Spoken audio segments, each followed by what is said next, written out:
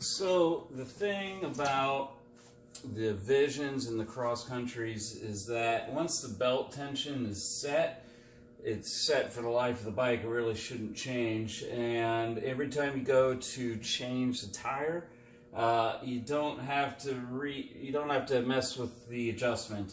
And the way you do that is you just take the shock bolt out here and let the suspension drop down, and then it'll release the tension on the belt, and you can just slide, and you don't have to take the exhaust off.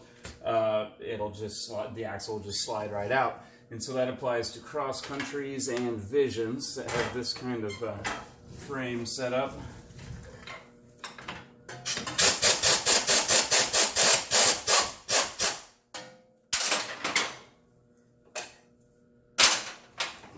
Alright, oops.